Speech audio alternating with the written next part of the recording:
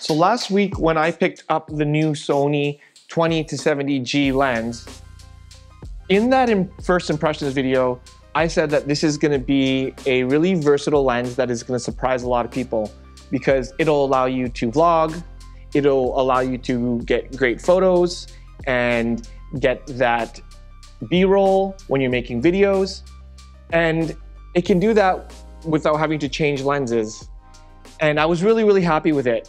But I also mentioned that I really wanted to know how it's really going to perform.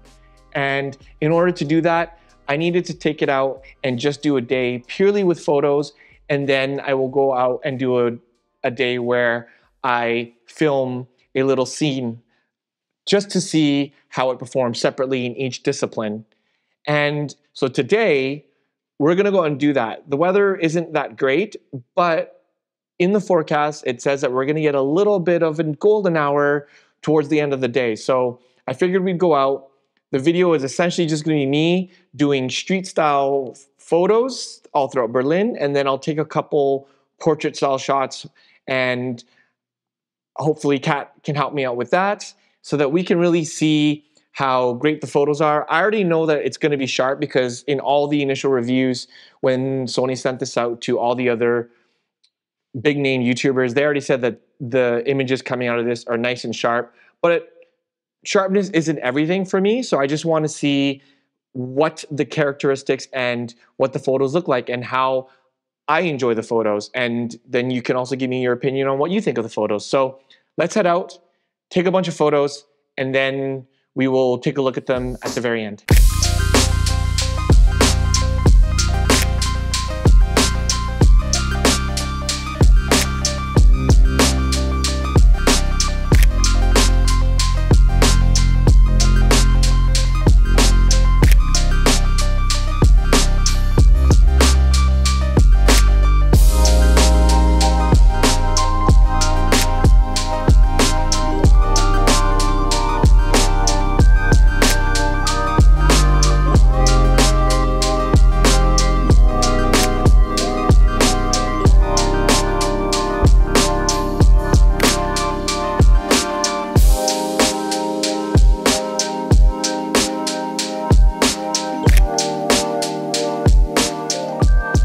So we're out taking photos right now, but we are taking a little bit of a break because even though it's sunny and the light is beautiful, it is really, really cold. And even though Glühwein is typically a holiday drink, they're still serving it right now in March. And that tells you how cold it is. So Kat right now is just grabbing us a Glühwein so that we can warm up, and then hopefully we can continue taking photos.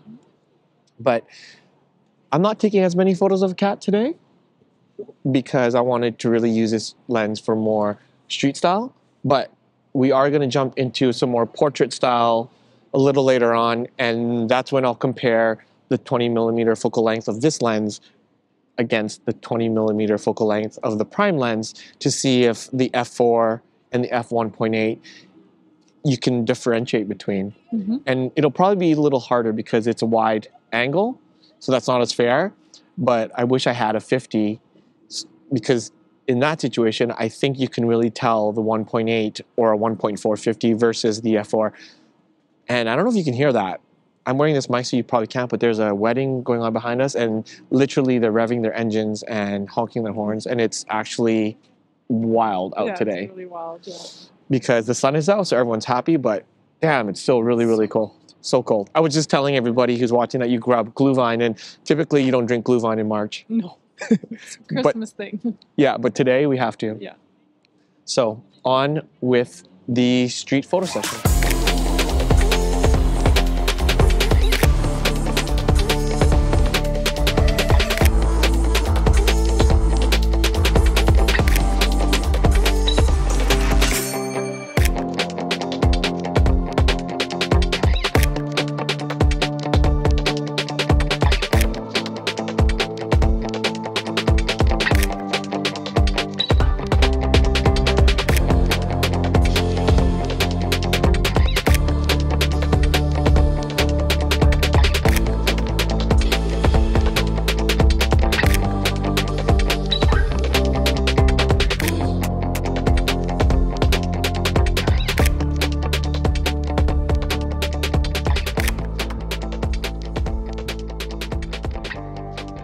So right now we are basically at the end of blue hour, and what I'm noticing with this lens being an f4 all the way through the zoom range versus my primes is that you really have to work up the ISO, and the shots aren't going to be quite as clean. And I obviously knew that, but I was hoping that I would have a little more time in the blue hour. But right away, as soon as blue hour started, the photos were great and my settings were ideal. But as it started to get to the middle and now towards the end, for me, it's basically not going to be usable because I think it's going to be a little noisy and the quality is not going to be as good. So this is where you're going to want a fast prime, which is what I normally shoot with. So I never have a problem shooting this late. But right now, I'm finding that I have to get my ISO up to at least 1600 and the shutter is 1/50.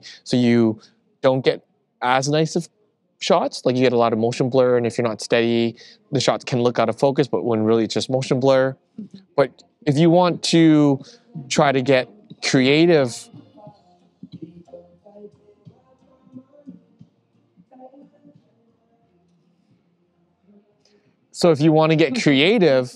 and use the motion blur to your advantage, then that's a good thing. But yeah, so I think we're gonna head back home because we're cold and we're hungry and it's been quite a while. So I'm gonna edit these photos and then we will jump back on so I can give you my final thoughts.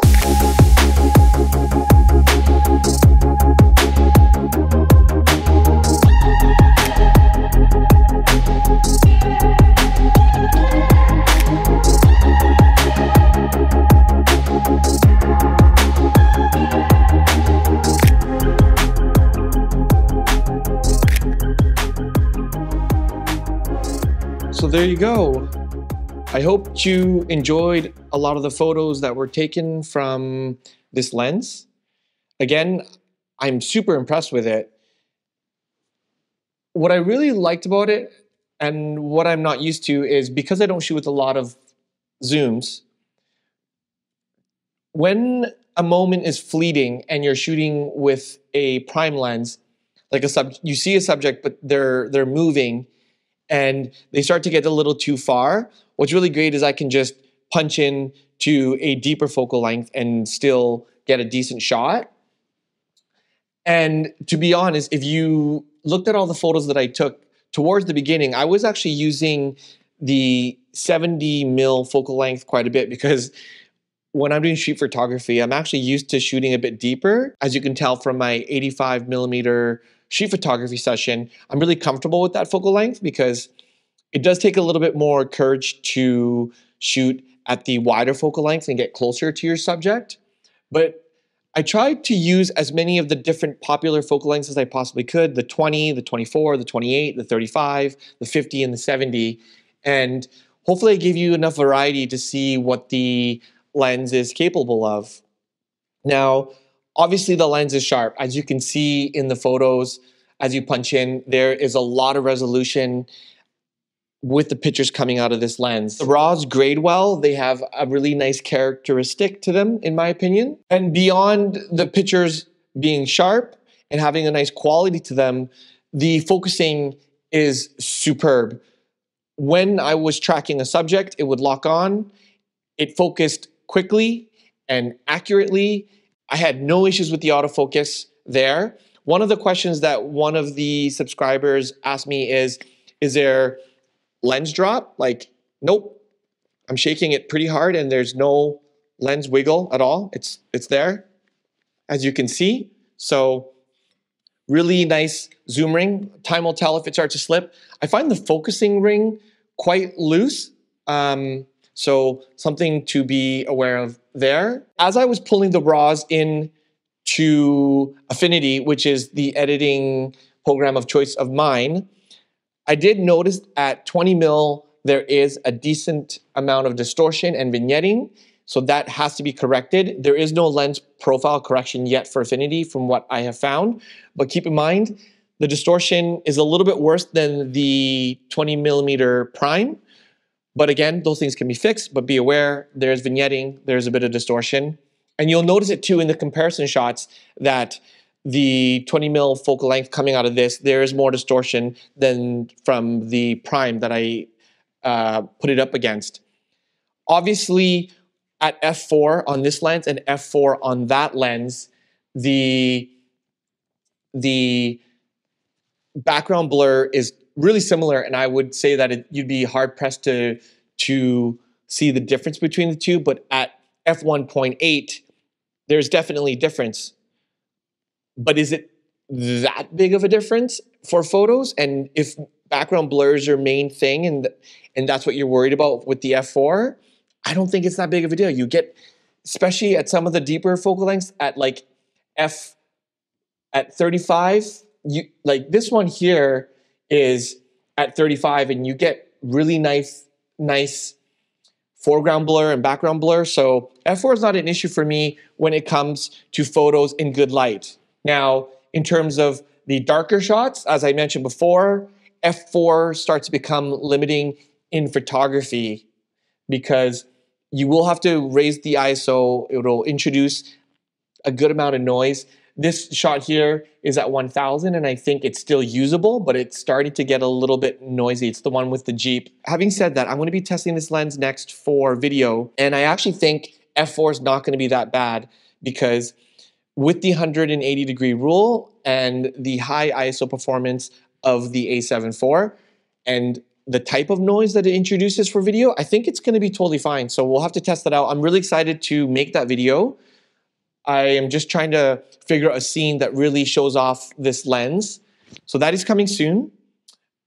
But in the meantime, like, share, subscribe to the channel if you found this video about photography helpful, and if you think it'll be helpful to other people. So I hope you enjoyed all the photos coming out of this once again. I hope you enjoyed watching this video. I hope you learned a little bit. I hope this video answered some questions that you may or may not have about this lens. I know it's still pretty, not controversial, but a lot of people are on the fence about it. I've been getting a lot of messages about people really excited about it and a lot of people just not too sure about it. So again, I hope this video starts to answer some of those questions.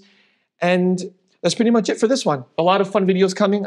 I'm working on multiple videos at the same time. I hope I can get them out soon and out to the channel so that people can find use out of them. I hope I can make some more vlogs that are just fun and inspiring and getting you to go out and shoot and create yourselves.